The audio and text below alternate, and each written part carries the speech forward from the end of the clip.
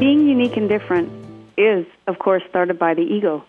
But you will notice, especially in high school kids, the ones that are trying so hard to be unique externally end up all looking the same.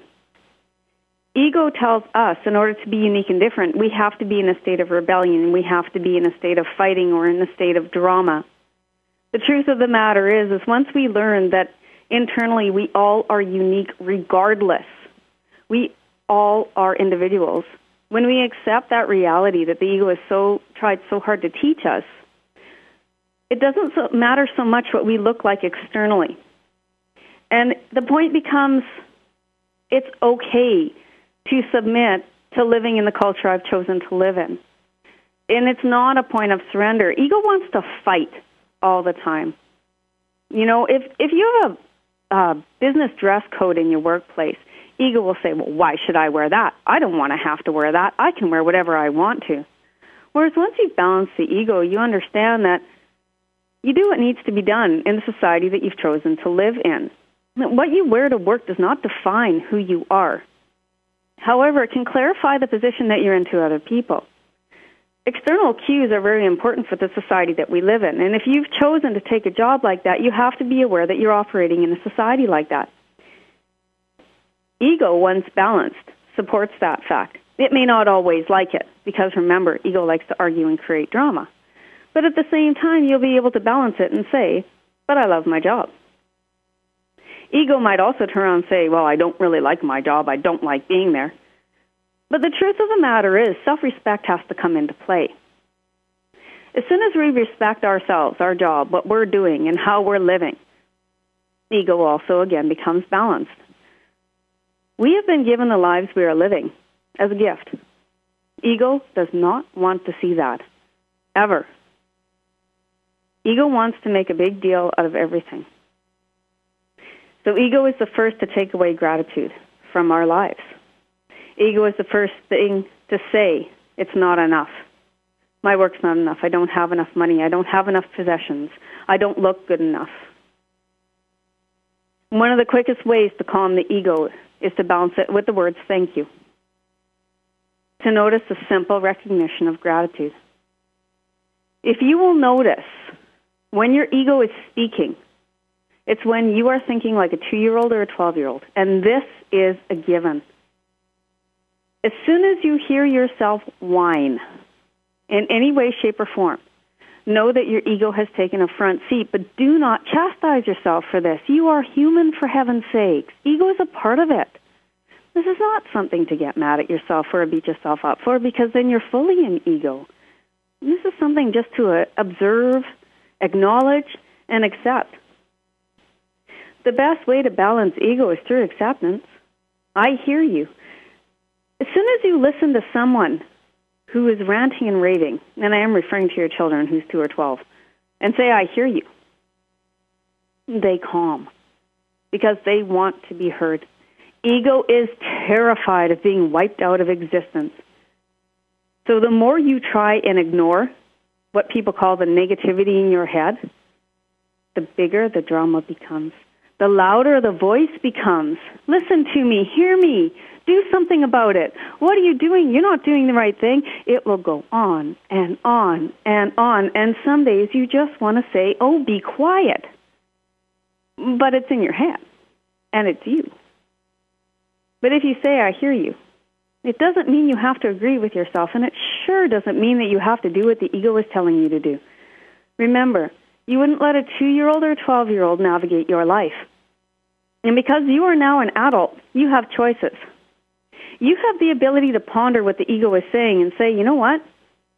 I don't agree. I hear you, but I'm not going to agree with what you're telling me. I'm going to choose something that feels calmer. Why? Because you can choose this is your life. And if you choose to act out in the ego way of arguing or living in the drama every once in a while, so you did. It's not a mistake. Observe it and learn from it. What will I do next time? Remember, we are here to experience life, not stop it. Ego happens to be a part of it.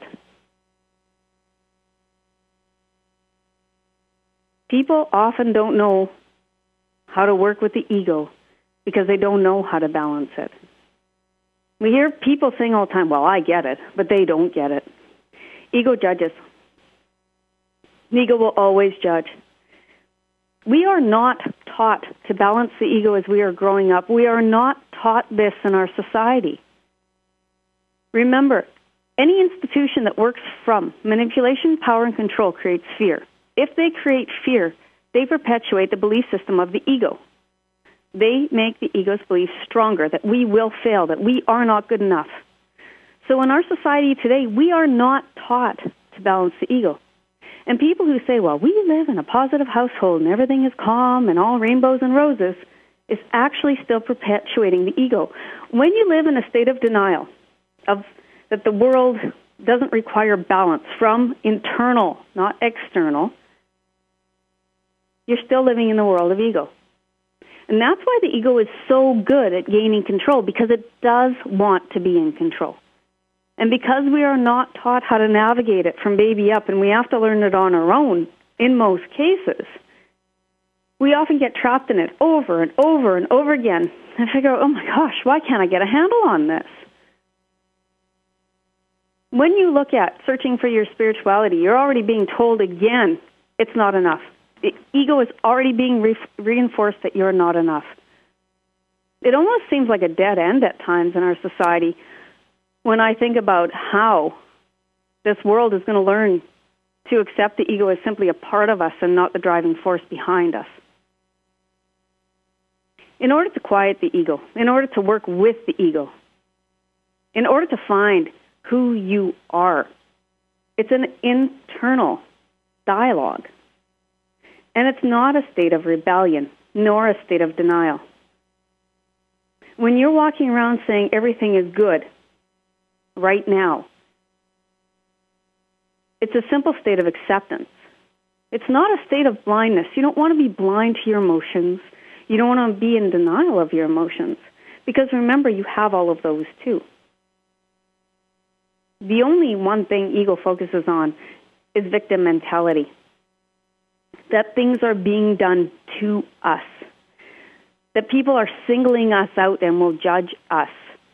That the world evolves around us.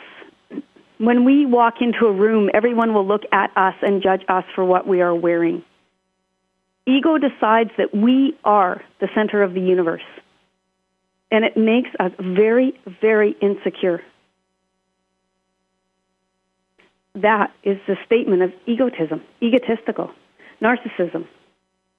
But yet, most of us don't realize that we're brought up to be in the state of that. When we think, and when somebody's mad, they're mad because of us. Or when they're having a bad day, we think we caused it. Or people tell us that we caused their bad day. That's just not possible. The world outside of us does not evolve around us. People do not stop their day to focus on us. All that insecurity that's been created by your ego that tells you, oh, you can't dress like that because what are people going to say? It's just not true. People might give you 5 seconds of their mind, of their thought that day. Who cares? You honestly don't even know them. Why would what they think about you affect your world? You don't even know what they thought. And many people have said the words, what other people think about you is none of your business, and it's true. But your ego will tell you it is. Your ego will get so loud, it'll tell you that you shouldn't even go out, that you should stay in your house, because out there is a scary place. People may not like you. Well, you don't like everybody either. None of us do.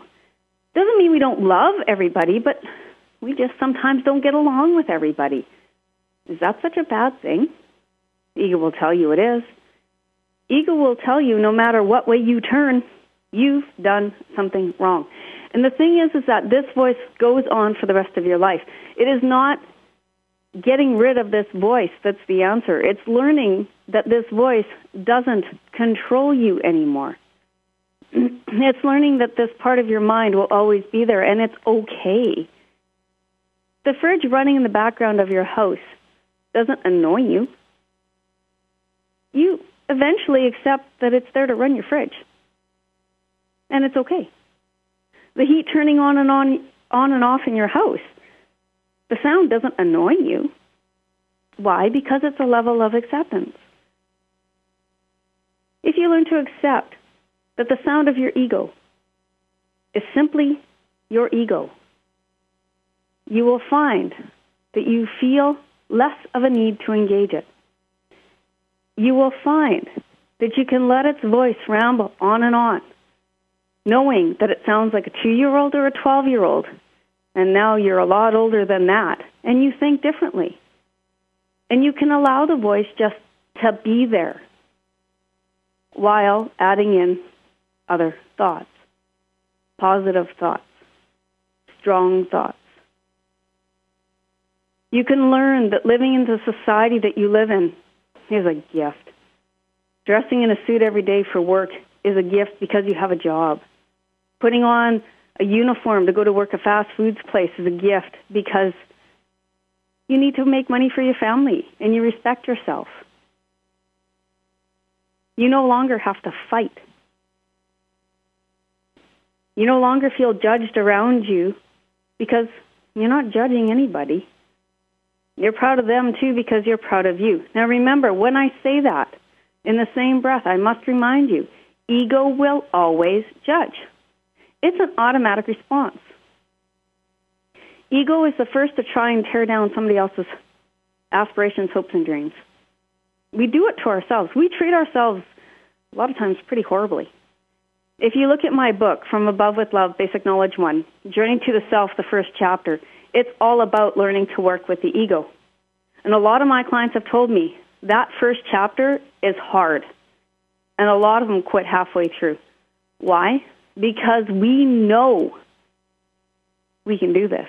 We know what we know. And we know we're capable. We know that we're capable of working with ourselves and taking the driver's seat away from our ego. And as soon as we do that, victim mentality is no longer serving a purpose. We'll talk about that in a moment.